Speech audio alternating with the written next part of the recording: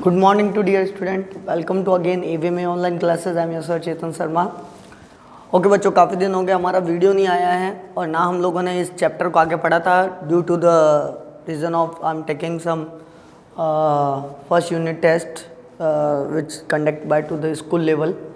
It is not officially order, but the school want to take a chance to the what are the learning process of the student.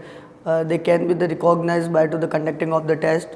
So the test is also very well good, and all the students performance is also very good.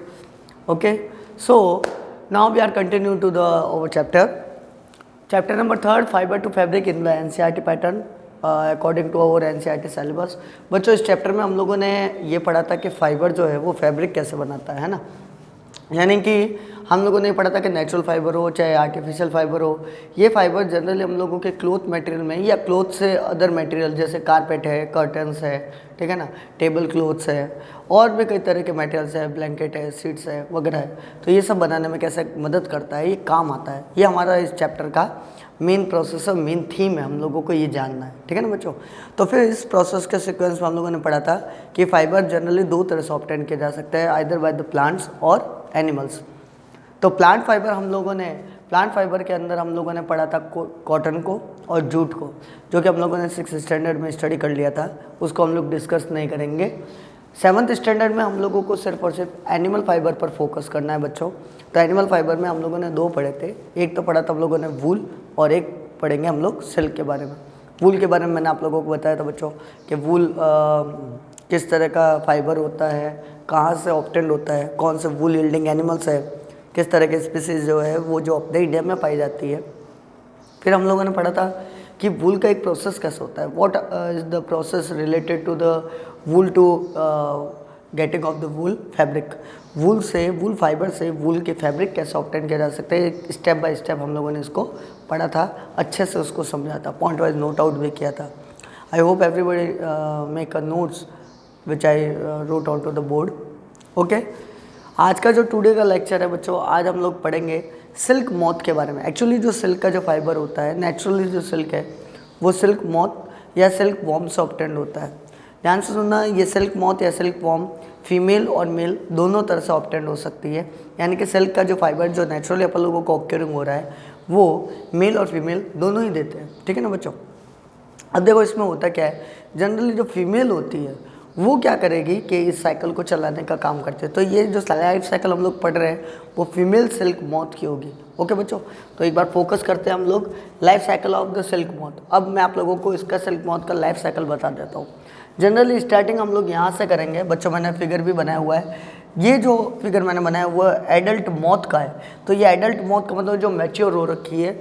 इस silk moth जो होती है ये क्या करती है कि इस तरह के पेड़, यानी कि आप लोगों का ट्री होगा जिसका नाम होगा मलबेरी ट्री, और मलबेरी ट्री के लीव्स के ऊपर, जनरली मलबेरी लीव्स को सहतूत बोला जाता है. तो मलबेरी ट्री के लीव्स के ऊपर ये क्या करती है, अपने एग्स दे देती है. देखो बच्चों मैंने यहाँ पर लिखा हुआ भी है, eggs laying on the mulberry leaves by the adult moth. ये एडल्ट मॉथ क्या करती है, 3 to 4 वीक्स इसी मलबेरी लीव्स के ऊपर रहती है, इसका न्यूट्रिशन करती है, इसको फीडिंग करती है. यानी कि सिल्क मॉथ का जो एक्चुअली जो न्यूट्रिशन जो होता है वो मलबेरी लीव्स होता है, यानी इसका ये भोजन है.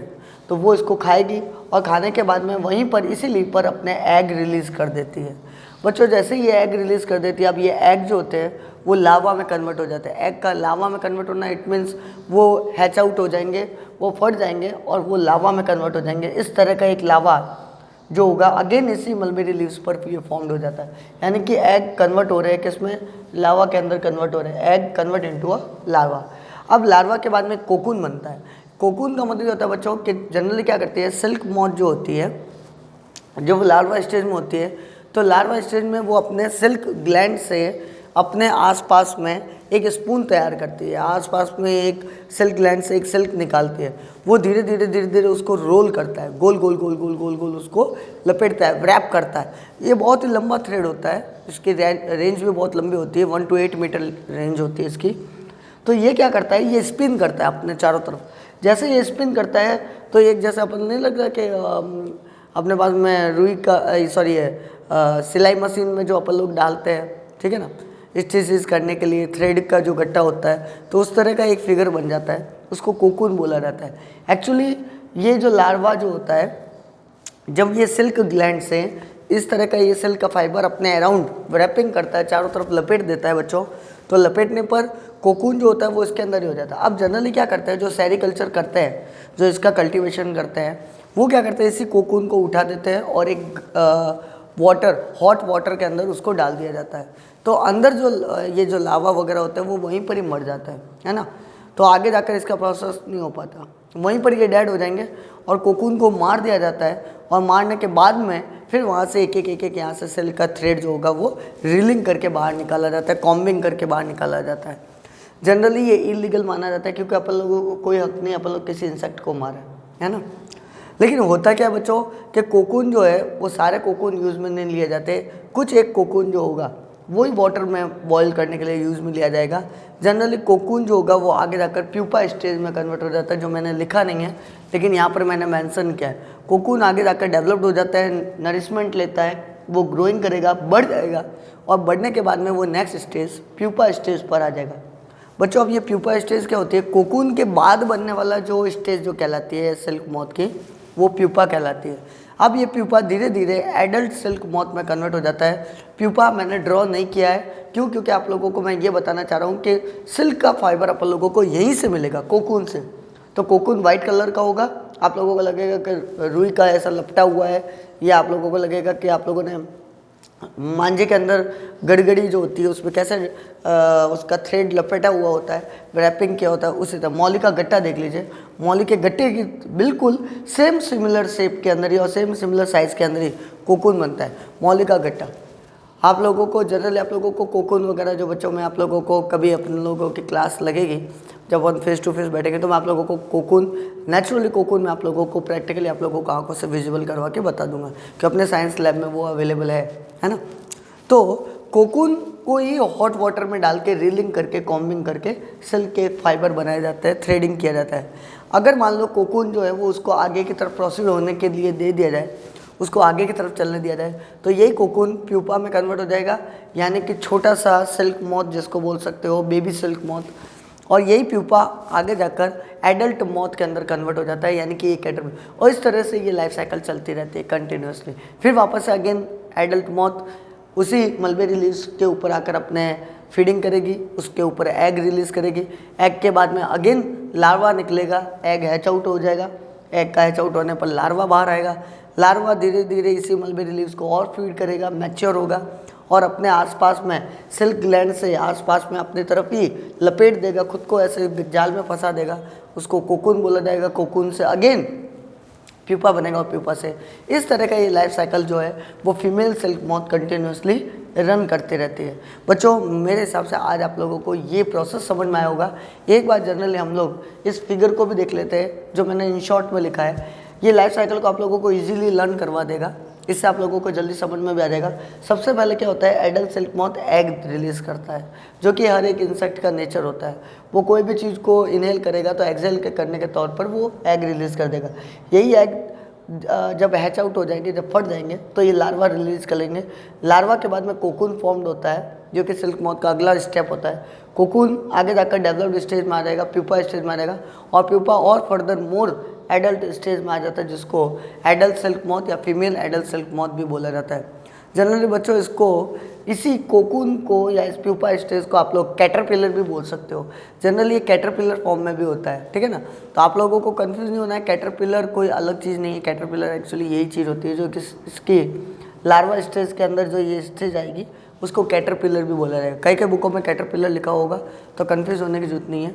कल बच्चों हम लोग जो है, जब मेरा नेक्स्ट वीडियो आएगा, सॉरी कल बोल दिया मैंने, नेक्स्ट वीडियो जब भी मेरा आएगा तो हम लोग इसी लाइफ साइकिल को और पढ़ेंगे। एक चीज़ जानने से पहले मैं आप लोगों को और बता देता हूँ कि जो ये प्रोसेस जो मैंने आपको बताया वो सिर्फ और सिर्फ नेचुरली सिल्क फाइबर के लिए होता है।